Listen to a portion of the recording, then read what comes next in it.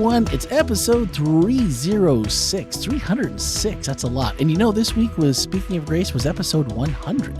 100 messages are out there in the wild. So you're saying since I've been here... A little bit before. We started just a couple months, I think, before you started, or a couple of weeks even. It wasn't long that we had started putting the message out as a podcast every week. And it's already up to episode. This was episode 100. That one snuck up on me. Oh, I was going to say, it's probably been more than that then. I'm guessing that it was more than a couple weeks before if you're at 100. Well, yeah, because I haven't been here a full year yet. No, so unless you're putting out 2 episodes a week, then... I don't think we've ever done a bonus episode. That's just straight up. If there's no message... So it was about a year before I got here. About a year. Yeah. Okay, that's about right. All right, well, that kind of took me off guard. And then this week...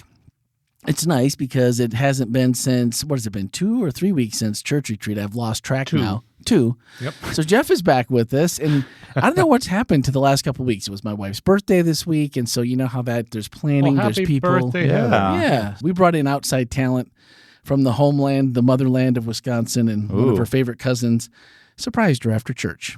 That's nice. With a couple days here. So it's been nice. So happy birthday, Heather. Even though I know you won't hear this, maybe someone else will say, hey, I heard it was your birthday on the podcast. So your if husband you see loves Heather, you. There you go. Randy loves you. And if you could just let Heather know that would be awesome, guys. So if he's here in church this week at the ministry table, no barriers, just go up and say, hey, when was her birthday again? When? Her birthday was actually yesterday, the 11th. Yesterday. The 11th. Okay. Yep. So April 11th. So it's, for me, it's 11th, and then it's Ellie's 25th, Emily's 27th, and you got Mother's Day, and it's like wow. In church life, you're like, oh, Christmas is a busy time, and then there's Easter, and before that, and it's like, when does it slow down? It never does. It doesn't seem like it. And speaking of not slowing down and maybe things a little unpleasant, today we're going to open with something we haven't referenced in quite a while here on the podcast. And so I felt like this was like the moment that we had to come back. Early on in Ken's message, he kind of went through, this is week 4, but this is commandment 3. 3, right. See? It's a little tricky. Yeah, I'm on it now. You can't shake me now. Although this week Easter is going to have nothing to do with it, and then we're going to be... Actually, it does. Does it? Oh, it is. Well, now I'm going to be way confused. No, because this is kind of fun. And should I save it for the end of the podcast, or should I say it now? Let's tease it. Tease it now? Want to tease it now, and then, or can you tease a little and then? I can tease a little drop bit. The rest on them. So the 4th commandment is the commandment we're on. So how would you tie that into Easter? That would be Easter rest. Back to creation. We as Seventh-day Adventists, we go to church on Saturday, and so on Easter weekend, we are always celebrating a day early. Easter the day before, right? And yet that the 4th commandment talks about the Sabbath, so it should be kind of fun. Maybe you'll learn something. The title of the sermon is The Rest of Jesus. Oh, I see what you did there. Oh, did you? Last week, Ellie figured out what the love at work. Oh, yeah. Oh, that is that's great. Yeah, she's like, oh, Ken. And she's looking over my shoulder on my big monitor as I'm editing at home. And she's like, love at work. And she's like, we're talking about the... Oh, Ken. She's like, I see what you did there. And I'm like, you mean you hadn't picked that up? She's like, no, I hadn't, but I do now. So if you hadn't, law is love at work. 10 Commandments, the law. Gotcha. What love looks like in action. Looks like in action. Yeah. So here we go. Courtesy of the Amplified Bible, we bring back one of our favorite segments, the Velvet Sledgehammer, because Exodus 20, verse 7 from the Amp version. Do you have a sound effect for that, by the way? I need to put one in, don't I? You do. You need to come up with like a Velvet Sledgehammer sound effect. And I can program it in the board. So every time we come to it, we'll just pop it in there. I don't think every time. I think just when we're about to go to something that you think is the Velvet, so just punch the button. I can just punch the button and do it. And then all right, it's Velvet Sledgehammer time. Because it's not quite a ding like metal to metal. No, definitely not a ding. It's kind of a thump. It's more of like a muted thud. All right, so I'll have to get a couple of these worked out and run them past you and make sure we get approval on this. I think you should find a sledgehammer, put velvet on the end of it, slam it into something, record it, and see what it's... I can see him doing it at home now. Yeah, that's it. Oh, well, that's it. I'm doing it now. Yeah. That's it. We're going to have to record this in real time and make it our own. Some fabric from his wife. She must have something that'll make a thud, right? Yeah. Other than my head? Yeah. All I have to say is it's been about 2 minutes well spent. Of course. So Exodus 20, verse 7, and Ken brought out 3 different versions, but it was really the Amplified Bible that got me. It reads, "You shall not take the name of the Lord your God in vain, that is, irreverently, in false affirmations, or in ways that impugn the character of God. For the Lord will not hold guiltless, nor leave unpunished the one who takes his name in vain, disregarding its reverence and its power." And I'm like, all right, irreverently, false affirmation, ways that impugn the character of God, disregarding its reverence and its power. That's a ton more than I think we've ever believed this to say. At least me, growing up, never was taught that this might be more than just using, trying to insert a veggie cuss word whenever you could to make everything right and proper. But maybe that's a whole lot more to think about and try to avoid. It sounds like a steep ask for just mere mortals. Maybe that. My wife. Oh yeah, there we go. Here, I thought it was someone. Hopefully we can edit. Maybe she called. Maybe she was calling with the answer. Did you think about that? Maybe we should have answered that call. How do we know if you don't even know for sure what God is? What might impugn his character, or what would be disregarding his reverence and power? That seems like it's hard to know what to do if you don't really completely know God. Yeah.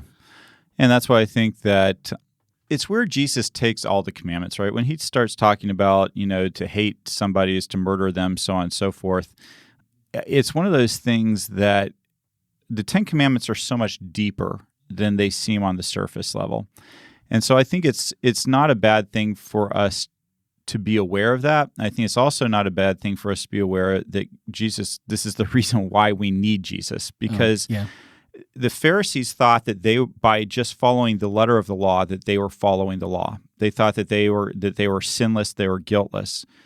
And yet Jesus basically points out to them, you can't follow the law. You cannot do it perfectly. You have to have me. Without me, you can't do it. And so that's kind of where I want to go with this, is as opposed to thinking, there's more rules to follow, life is going to be so much harder. My point is not that. My point is, let's just understand what it really means to keep the law when we start talking about keeping the law. It's not just as simple as not just using God as a swear word or flippantly in conversation. I believe it's those things. Sure, yeah. But it's a lot more than that. And so when we understand that, one of the things we understand is that we really need God's transforming grace in our life to change us. And the other thing I think is important is that we're very careful when we make statements on behalf of God. And when we start telling people God is this way, because you better be sure, because particularly when you're telling people something that doesn't cast God in a particularly good light, that would be impugning somebody's character. So you ought to be sure that you know what you're talking about on that. And there's a lot of people, I think, that are way too confident on some of these topics. And you'd think about the doctrine of eternal torment, the idea that God puts people into everlasting hell for all time. It's a major stumbling block for people. Sure. I've had more than a few atheists that have told me in conversations with them that's one of the major things that holds them away from God, that if there is a God and that's what he does, it doesn't make them particularly want to like him or love him. It's not the warm and fuzzies you might hope for. Yeah, and they can't see where there's justice in torturing somebody for eternity because they've been naughty for 70, 80, 90, 100 years. That seems excessive. And so what I would say is, and it's not just that, there's a lot of things that we do. When we mistreat people who are different than us, when we do it in the name of God, when we say, I will discriminate because God doesn't like you because the Bible tells me so, that's a problem that we need to really be very careful with. Are there things that God doesn't like that society thinks is okay? Absolutely. But let's be really careful about how we go about treating people and the justifications that we use to be unloving. And so that's what I guess where I would go when we start talking about impugning God's character. When we make whole groups of people, when we treat them poorly, when we are derogatory, when we treat them as if God's grace isn't good enough for them because they've got a sin that's on the list that we've made up of worst, that could go into the impugning God's character category. and it tells people something that isn't true about God. And so that's where I think we need to be careful. At the same time, I think you can go on the opposite side of things and tell people that don't worry about sin, it's no big deal. And I think that's impugning God's character too, that God cares about justice, He cares about righteousness. So there's the flip side of it as well.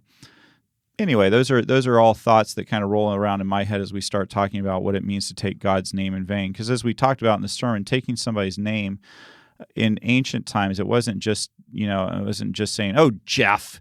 It was. I was talking about. It would be more like saying, "Jeff is a lot of bad things. Jeff is this. Jeff is that," and saying things about him that might not be true. Yeah, unpack that a little bit, because that just sounds like you're giving, like, your resume somehow, or your everything, your DNA was almost like included in your name from the quote from the rabbi that you had in the message, in trying to explain that. And I guess, I mean, I get what you're saying, but it seems like there's maybe more that I missed, and I don't want anyone else to miss that either, because it sounds important. Yeah, the metaphor that I used in the sermon is a social security number, because social security numbers have a lot of information. I mean, it's not just a set of numbers, right? Yeah, that identifies you. You give somebody that set of numbers, and suddenly they have access to some of your most personal information that can actually hurt you, damage you, if it's misused. And in ancient times, that was the same way with a name. If you knew somebody's name, you had information that you could use to damage them, to take advantage of them, to, just the same way that you could misuse a social security number. That would be the equivalent of knowing somebody's name in ancient times. And what I really wanted to point out, and I hope it came out loud and clear in the sermon, is think about that. If you asked me for my social security number off the air, I would say, why? And unless you had a really good reason that really made sense to you, okay. Randy's about to make some notes. I'm writing it down. I'm not going to give it to you. And you guys are friends of mine. I like you guys, but I'm not going to give you my social security number if there's no apparent reason to do so. And yet God has given us His name. He's given it to us. And that talks about the grace, the love, the trust. It's one of those things where if one of my children, while I wouldn't give you guys my social security number, if Kyle and Eric called me up and said, "Dad, I can't tell you why, but I need your social security number," I'd give it to them. Yeah. What else would you? And I would take my chance. They're my kids. Right. If you're telling me you need it and you're telling me you can't tell me why, I'm, call me crazy, but I trust you're my children, and if you need it that bad.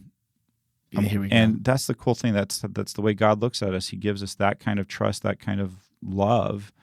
He's given us the depths of who He is. We talk about it from a vulnerability standpoint, but there's also, in a sense, God's saying to us too, you have the most incredible name. Don't waste what you have. It's like, take who I am. As a matter of fact, I love the third commandment. I think the third commandment identifies with this journey of love more than any of the other commandments almost, because what it does is it's giving us, by the way, if you're going to make this journey, you need to take me seriously. I'm not flippant about this journey. I'm not flippant about how I love you. So it's going to be in your. We always look at this. Oh, I need to do this. I got to stop swearing. Yeah. Or, that's how we think about this, as God saying, "Hey, don't do that." But actually, it's God saying, "Please understand the liability that you put yourself in when you casually, take my name and use this incredible resource that I've given you. This, I'm being vulnerable. I'm letting you have, just like you said to your children."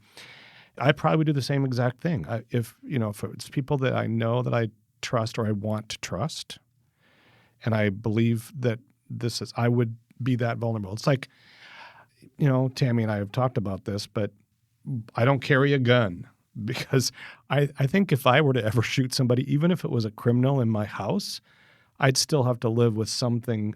That's me personally. I'm not saying anybody else, but I almost feel at this point, my life, and I know I'm a little older, but my life is not as valuable as the person that maybe I need to understand better about their lives. So, yes, is God being vulnerable here? I think yes. But I do think he's helping us see the incredible privilege that we have of carrying his name. I really like that, Jeff. I really like that because you're right. It's not just vulnerability. It is the Bible tells us there is power in the name of Jesus. There's power. And so, one of the beautiful things about a Social Security number is it opens up access to credit, to finances. If you have somebody's Social Security number, you can co-sign things in a sense. And so the cool thing is God's given us his Social Security number in the sense that we have all the power that goes along with that. The resources, all of his resources are open to us through his name. Yeah. Isn't that a cool thing? And that's a cool thing to think about. If you think about it, that really adds to the power of why you wouldn't want to take his name in vain, rather than looking as just don't do it, thinking, well, why would you ever want to recklessly use or speak something that has that much power and usefulness and just flippantly use it? It's, you would not. You would want to protect that. You would want to. It's a valuable resource that you don't want to see be damaged. Yeah. The quote that you said that you had quoted Rabbi, and I'm probably going to get this wrong, Paysak? Yeah. And he said there was two parts. He said in Judaism, name is not merely a conglomeration of letters put together as a convenient way to reference someone like hello, Ken. Ideally, it is a definition of the individual, a description of his personality, and an interpretation of his traits. So how does God's name take on that last sentence? How does it take it on for us? That we should look at that, even with the Social Security in that. I thought that Stanley actually said something interesting for once during our. See if he's Stanley, listening. See if he's listening to Maybe this. it's a glass against No. Stanley said something I thought that was really insightful and useful, and I thought, well, that would have been a good thing to add to the sermon, but I'm glad I was able to leave that out there for him to use. But the word in the Hebrew for God, one of the words is the word Yahweh. Yeah, that's right. And there are theologians that believe that there were no vowels in the Hebrew language, and so nobody really knows for sure how that name is pronounced. And the Israelites were very careful about not using that word out loud, and so nobody really knows for sure. But there are Hebrew scholars that do believe that it is the sound that's made by breathing in and breathing out. So that it's this kind of this Yahweh, this in the out. And so it's which gives the whole that God put the breath of life into us, and that would mean that God put himself into us, and that because I believe it's John that says that in him is life, without him there is no, and so every breath is this life that he. That's pretty cool. And that, when you stop breathing, it's not long before brain activity stops, the heart stops. So when you start talking about the traits of God, that God's name, even in the Hebrew sense of that word, denotes this just everything to it, this breath. And so I thought that was really a great illustration of just how powerful that name was, that it wasn't just simply just a bunch of letters put together. It really was this. Good job, Stanley. Yeah, right? That's really good. I totally missed it. I must have been heading back. Usually about that time I'm heading back to the camera, and I missed the last little bit of Q&A, but that's really good. It's powerful, isn't it? I like that. And it resonates actually with what we've just been talking about, is there is a vulnerability in that piece, in the fact that we could just take our breaths for granted. But try holding it, and then all of a sudden you realize how vital it is to your existence. And so that piece it kind of gives that awe, that respect, that power, in a sense of being, that's my life right there.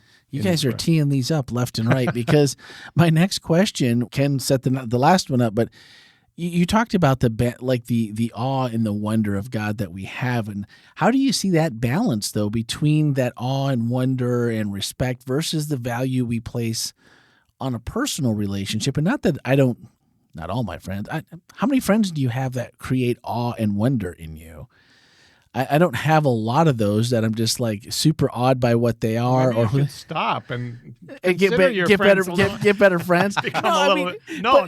They say you are the sum of your 3 best friends, Randy. So Maybe Jeff that's and I are sitting here, so you may want to think. rethink this one. And maybe they're going, "Hey, wait a minute. Wait a minute. What But am I mean, in a God scale where you stop and think about how, like the things like Yahweh, if the breath and these things that we can't totally comprehend, but we know they're way above and beyond us, but they're also, they leave us in wonder and awe. And I see things that Heather comes up with unique ways to pray and to connect with God. And I go, wow, that's amazing. And then if she can think of that, and not that she's not a brilliant person, but just a human like the rest of us, thinking of ways and finding ways that God has talked to your heart to connect, whether that's through prayer or even your vocation, how you look at things. And you see all those little pieces and go, wow, that's amazing. And then you think, whoa, God is like all this much more amazing. And I'm trying to have this personal relationship, which almost feels like, well, I want to talk to him like I talk to a friend, but there's nothing that I talk to my friends about normally that's just like, whoa, that just takes your breath away, or that just makes you go, I don't even know what to say to this. Yeah, and I wonder how we balance that view of him versus just letting in the awe or the wonder. I think that's the piece. We in our arrogance, all of us could sometime turn out to be an atheist, because we, sometimes we put ourselves in God's place, where we think that our reasoning is, higher. But when I look at the awe piece that you're talking about, and all of a sudden I look around, I see, science, I think, does a great job of understanding God. There is absolutely in no way in my mind, and I can't figure out God. That's why, once we try to rely on our own intellect, our own understanding, it breaks down real quick when you start to realize the intelligence behind our universe, or the intelligence of a cell, or how all of these things, and to think of all this awesome side of who God is, in one, really, he's trying to help us understand, look, I don't think that it's about the fact that, oh, by the way, God did this in one word. And no, I think what he's trying to tell us, he's saying, look, you don't understand my creative power. You don't understand any of my power. Yeah. But all that you see can be done by me in one word. All that can be done by me. I don't know how God did it. I don't understand it. But that's what keeps me from being an atheist, because I can't assume that my intellect and by the way, those of you that are out there listening, try to match up your intellect. Some of you may think you're pretty smart out there, and you probably are. Mm-hmm. But match that up to on how we understand eternity back and eternity forward, and where all this came forward, and it starts to make us look pretty insignificant. Pretty primitive in those ideas, yeah. I really like that question that you put out there, Randy, because how do you reconcile an intimate friendship with awe and wonder, right? I mean, we tend to kind of want one or the other, or we kind of see them a little bit exclusive. And I think for me, the easiest metaphor in my own personal life, and I think I'm exceptionally blessed. I have a really good dad who I really respect and admire.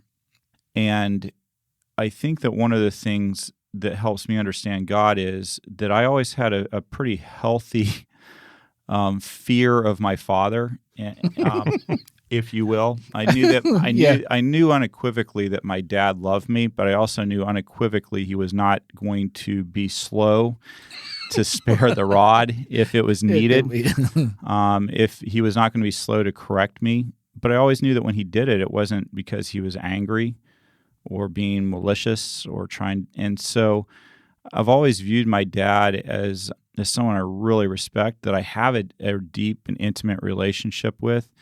But I've always somewhat shied away from the idea of him. Like, some people say, oh, my dad's my best friend. I don't know if I'd go that far with my dad. I love him, but he's my dad. He's in his own category I get of that. who he is. And so when I try to understand God, that's kind of probably where I put God in. Is Jesus my best friend? I tell people that all the time, but is he kind of in a different category to a certain extent? Maybe he is, because there's just an awe and wonder to the person who helped create you. Yeah. And to the person that, as my dad liked to say, I brought you into this world. I'm not going to take you I'll out. take you out. But there is a certain awe and wonder, and I think there should be. I think that when we look at God, I think we devalue the relationship when we see him merely as a friend. That's not. Yeah, no, for sure. And please notice, I said merely.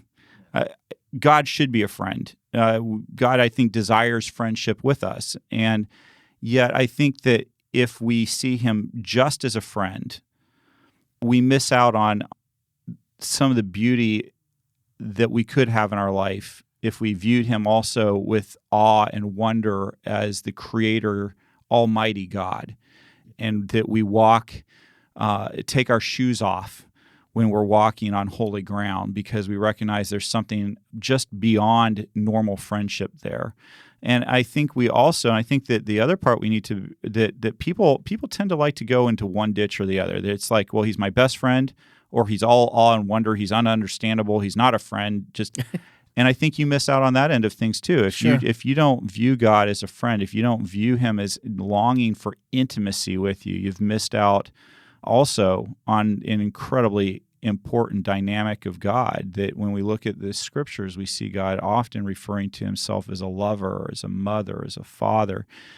So we need to understand God in that sense too, that there's deep intimacy, and yet there should be awe, wonder, and mystery involved as well. Yeah, and I actually think that actually plays into the whole idea of not just our relationship with God, but how it actually bleeds into our relationship with others as well. Because there still needs to be a level of awe, even in our casual friendships. Yeah. And as soon as, I see it in couples a lot from the standpoint of, as soon as I say, oh, I know exactly what my partner is going to do, I know exactly how they're going to respond. Or as soon as you come to that level of, I don't need to know anything more because I know it all, that's when that relationship starts. And we see it all the time. That's when that relationship starts to become stagnant. Yeah. Because there's no more discovery, there's no more mystery, there's no more awe. So I think that's what God's trying to say to us here too, is he's saying, you will never understand me totally. You will never understand me even close, actually, but I want to be that intimate friend with yours. And I like that, Jeff. I think that because I like that because I think what you're saying too is, in a relationship that we do have that personal relationship with, you can get in a rut, right? Yeah. Like here we're going to pray and we're going to do this, we're going to do that. But think of your spouse, when you start to think that you know your spouse, or you know how they're going to respond, and you might be right a lot of the time, just because, we all have personality traits that tend to go with us in certain situations. And you might be right for that day, right? And you've seen those situations over the course of how many decades, and so if you're a betting person, you might get luckier more than you don't. But at the same time, it almost like you take the permission for the other person to grow. That person no longer gets to grow. That person doesn't get to change their mind anymore. They don't get to gain knowledge on any subject because they're not going to change. I know what's going to happen. And I think it's almost that attitude that pushes them away. Mm-hmm. And the same with God. If we have just the wonder, but we don't allow, because that's just almost things we can't quantify. But the personal relationship we can. I laugh with God all the time because there's things that I see in my kids that I directly remember doing as a child and thinking, I got away with it. I got this, I got that, I got this all figured out, and going, oh, brother, like God, like you remember like this day, and when I did this on, I can't tell you what day it was, but I remember it in my mind, and and I think he laughs with me. I think he has no choice but to laugh with me, and we have these little moments where it's like a friendship, but then he delivers on his promises that you don't even know you have need of. And then you go, whoa, now that's pretty cool. That's pretty awesome. There's the awe and the wonder that I wasn't expecting. I could have never have guessed. And so as we learn more about God and you look at it in reverse and think, I think that's exactly what you're saying, is we just get in those ruts, and it's can be easy to do that. what's the one thing about number 3 that we just want to go, okay, this is what I want you to remember. If you forgot everything else, what is it about 3 that we should walk away with and hold on to most dear? What you say and how you act matters in relationship to God. Absolutely. And that's boiled down to the very lowest common denominator. That's still pretty much a gut punch, even if you think about it that way, that every time, every day, every minute, things matter. You know, it's not just about how you're affecting other people either. It's right. The what you say and how you act has a direct impact on you and the way that you view God. When you use God's name flippantly, when you say things about His character that you pretty much know aren't true, when you behave in a way that isn't what He would want, those all have impacts on you. They take away from your sense of relationship with your Creator. And so it's not just that you're impacting negatively the world around you, which you may be, but you're impacting your relationship with your Creator. And so what you say and how you act in your relationship with God matters. And you'll find that out that it matters in all your other relationships too. It does. But that's good to remember. We did have one question from Q&A that we didn't get to on Sabbath, and that was from... And here's what I love about that one, I do believe. What's that? I believe that one came in from somebody who watched the service later on in the day. Oh, really? Yeah, because Tammy texted it to us late. Oh. This one came in, I think, in the evening. So what I want to say is awesome. Thank you. If you view our service later, I think there's probably a temptation to think, well, why turn in a question? It's already done and over. But here's the reason why, because we'll talk about it on the podcast. That's right. When we say, like literally if it comes in before, we have had one that got texted to me as we were sitting down, and we also answered that one. So you've got till Tuesday, depending on the Tuesday, sometime between noon and 5 before there. We usually 4 o'clock. Try to go before then. But this was for someone who wanted to remain anonymous, and they asked, how does Matthew 21, where Jesus flipped tables over, fit into acting like Christians? It seems there are times where anger turns into passion to do what is ethically correct. I mean, if it was Jesus, is there any question that it was ethically correct? Well, I think it's, I hope I'm going to be answering the question in the direction that the person wanted it answered, but Matthew 21, overturning the tables, has everything to do with God's name being taken in vain. Basically, what was happening in that temple is that people were being swindled out of money. They were being given an image of a God that was very materialistic, that wanted their money, and that was willing to cheat them out of their money to have financial gain.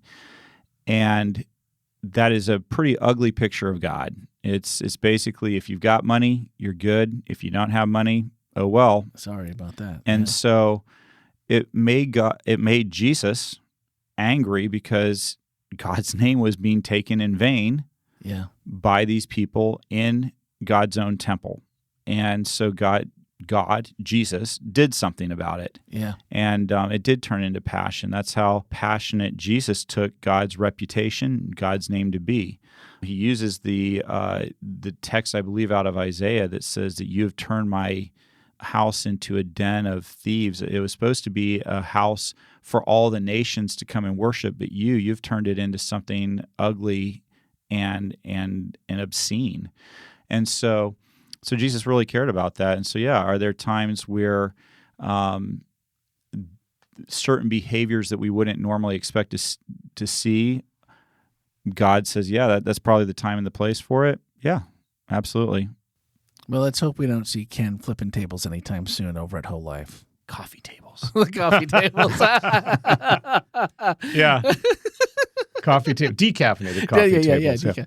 Actually, I think we always raise this is our only, and we go to Jesus got mad, or Jesus, we always go to that. And I do think that, as we see this, by the way, the gospel writers, Matthew, Mark, and Luke, use this as the thing that kind of broke the camel's back, so to speak. And they started to plot against Jesus. We're gonna get rid of this guy. But I think Ken's absolutely right. This is about the third commandment. It really correlates well. By the way, I'll tell. I've had to work with anger. I've always thought anger was a really bad emotion. Yeah. It's a useless emotion. Many people believe it to be true. Yeah, to be true. As a matter of fact, you need to go work on your anger, and sometimes people do need to work on their anger. Sure. Not because it's a wrong or a bad emotion, but because they kind of act out. Use it inappropriately. In an inappropriate way. This is highly appropriate. Yeah. And it's an important piece of understanding.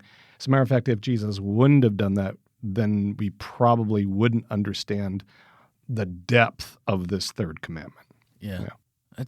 And I think it's us usually trying to go, oh, well, almost justification. Well, this was right. You don't have any idea. This was righteous anger. You don't know all the truth, and I'm not going to gossip about it. Most of the time, my anger is not very righteous. Right. Most of the time, not. my anger is because you made me look bad, or you did something that made me uncomfortable, or you did something to me. It's not about caring about the other. Yeah. It's about caring about my comfort. You've messed with me and what I find to be comfortable in my life. You pushed me out of my comfort area. And so I think that when we look at Jesus, we don't see somebody who's angry because he's angry because he's seen people being pushed away from God, being held back. Remember how he tells in another place, he says, suffer the little children to come unto me and don't keep them away. We're all children to God. And so anytime God's children are being kept from him, Jesus takes exception to that. And we should too. Yeah. We should, and that's one of the reasons why we do things the way we do them at WholeLife. It's one of the reasons why you will see people at WholeLife that may not fit your stereotype of people who should be in a church or should be given the opportunity to be a part of church services. But we don't believe that. We believe that all of God's children are wanted and needed and should be a part of the family, and that belonging comes before anything else, and people have to feel like they belong and that they're wanted. And so that comes before changes in their life.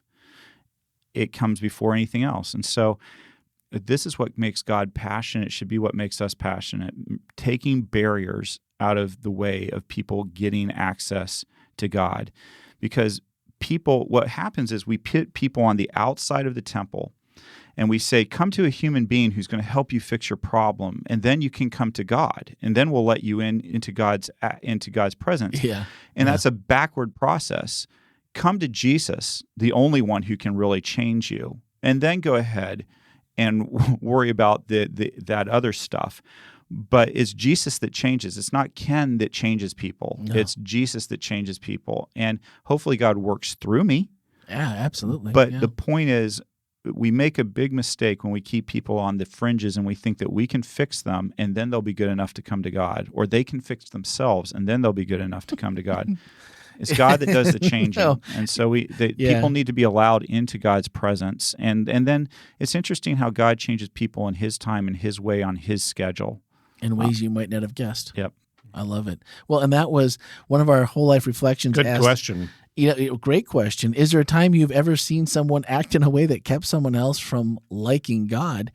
And I mean, I think we've all seen it. We've all seen worse, where it takes someone and it puts them so far the other direction that, short of a miracle, how in the world would they ever come back to find God after the representatives of him have totally blown it and, not stood up for it like Jesus did in the temple and said, look, this is not who God is at all. This is not what he's asking for. This is not who he cares about. This is not how he goes about his business. And if you really want to make it personal, you can say, can you think of any times you have put your own name in there? And it's easy for me to think of all the ways other people have kept me away from God or kept people I love. It becomes a little bit more of a painful exercise when I put my name in there and I start thinking about the places where I've been a stumbling block or got in the way of somebody else, and I have, and I'm not proud of it. And it's one of those things where those are the things that I don't think we should beat ourselves up or spend a lot of time, but they are the things that should keep us humble and reminding ourselves that when other people do hurtful things, we have too. Yeah. And that's where we can find empathy grace. And it's like Jesus said, the person who's been forgiven much forgives. Much. The one who hasn't doesn't. Well, as soon as I read that, I chose it, one, because I thought it was the best one and really fit in well. And the other one was because the first person that I thought of as someone that I've had a conversation with that, no longer talks to me, and for good reason. And this was a long, long time ago. And I've tried to make amends, and they'll have none of it. And I don't blame them. It was a time when you think you know everything, or you're kind of in a hot spot with God. So you're on fire and and it just, all comes out wrong. And you just can't reel it back in. It doesn't work that way. And when you think of that, it really is something to think about. So if there's something you'd like to add, a question you want to have answered, 407-965-1607, as you just heard, you can remain anonymous. Why is that so hard to say?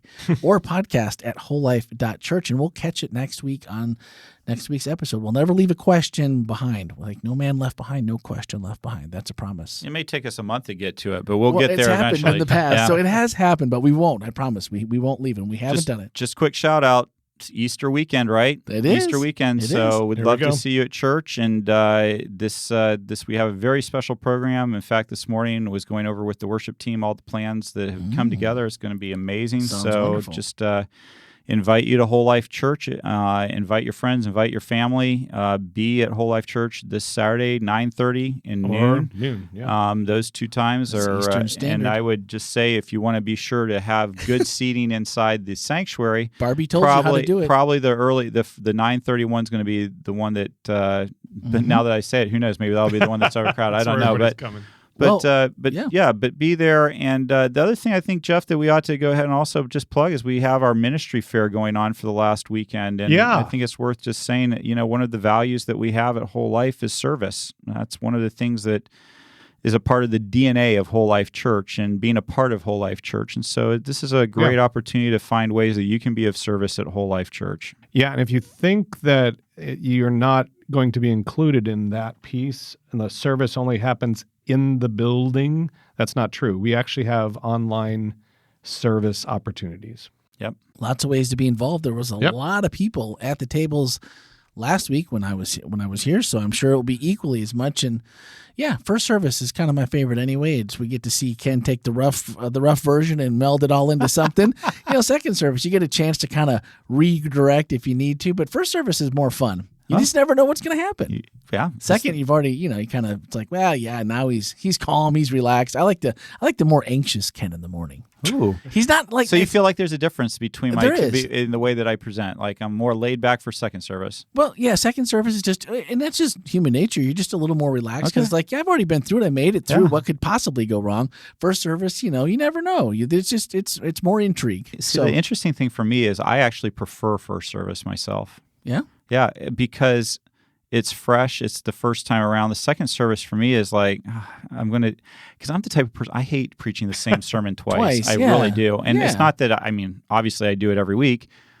But but some people would say I don't preach the same sermon twice every week.